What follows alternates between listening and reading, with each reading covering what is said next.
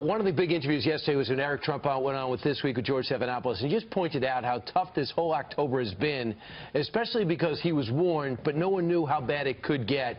Here's Eric. I just don't believe it. And then you come out now with 3 weeks left in an election. 3 weeks left in an election. You know, somebody told me, they go, Eric, get ready for October. They told me this months and months ago. Get ready for October. Your family will live through the worst, most unthinkable, hardest month of your lives. Get ready for October. What they'll throw at you, what the Clinton machine will throw at you, you know, the dirty tricks, the things that will come out, the things that they'll orchestrate. Well, there you go. All right, joining us now, Lara Trump, wife of Eric Trump, and Lynne Patton, vice president of the Eric Trump Foundation and senior advisor of the Trump campaign. Thank you, ladies, for being here this morning. Looking lovely. Thank you for having us. We know that guy. You know that guy, Lara. You know him pretty well. It's final 2 weeks to go. I mean, we were talking just in the commercial break about how emotionally draining it is. I know this, my dad's run before. People don't always understand that, how tiring it can be, packing for these trips. How are you feeling? Well, we feel great, actually. You know, you see the support that Donald Trump has, and there's no disputing the people that are coming to these rallies. He's still getting 15,000, 20,000 people 3 times a day sometimes at these rallies. We feel really good. You know, I think that the polls really don't reflect the enthusiasm that exists for Donald Trump out there.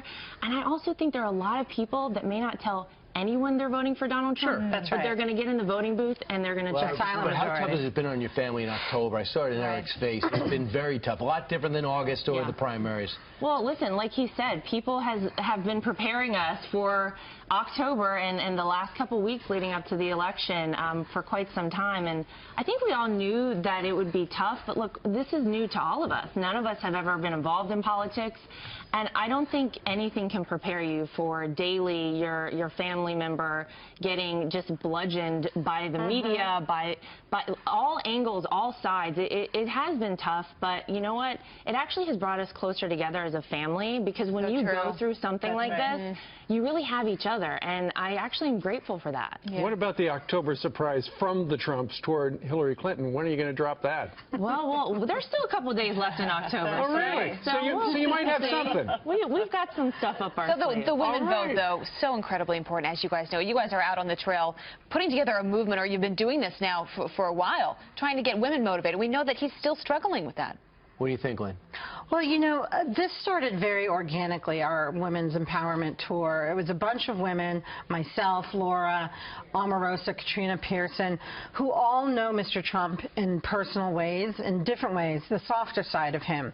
And we were tired of the false narrative that was out there, and we decided to join together, go out on the road with Diamond and Silk, too, who I'm sure you know, and, you know, tell our version of Mr. Trump, the version that we know, which is the private Mr. Trump, which is, you know, the true Mr. Trump, which is the Mr. Trump that we all know and love. Well, I want to get your story before we go, because a lot of people wonder, what's it like to be married into the Trump family, something that you know well. What was it like when you first met the family, when you first met Donald Trump? Well, it's intimidating to meet your future in-laws in any capacity, let alone when it's Donald Trump. I have to tell you, when I first met him, I was so shocked by how engaging he was with me. When Donald Trump talks to you one-on-one, he really looks you in the eye. He speaks very softly. He's very different, I think, than the Donald Trump that we see up on stage. And I was really impressed by, you know, that personal level that he got down to with me. And it was really amazing. And the entire family, I mean, you guys see it all the time. I'm so lucky to be part of such a great famly, and it's truly a blessing. Sure, and Lynne is part of the family as well. Working with Eric for a long time. You know, Sister from another mister. Since you are part of the Women's Empowerment Tour, and you say there's a different side to him, you know, you watch the television, the mainstream media, they're portraying him as a cartoon of a person you say is not accurate. Well, I think, you know, a perfect example of not only the personal side of Mr. Trump, but also an example of the Democrats promising African Americans a lot during the election and delivering nothing post-election is the case of Mary Lee Ward. She was a victim of predatory lending, and the Democrats paraded her around back in 2011. There she is right there. Oh, that's right. There she is. The same predatory lending by banks that pay Hillary Clinton hundreds of thousands of dollars for speaking engagements, but yet engage in discriminatory practices against women and minorities. She was actually Mr. Trump's private personal guest at the debate in Las Vegas, and you didn't see him parading her around. But you know what? She told her story about how she lost her house back in 2011. She took pictures with Cuomo, with Schumer. She even took a picture with President Obama in the Oval Office.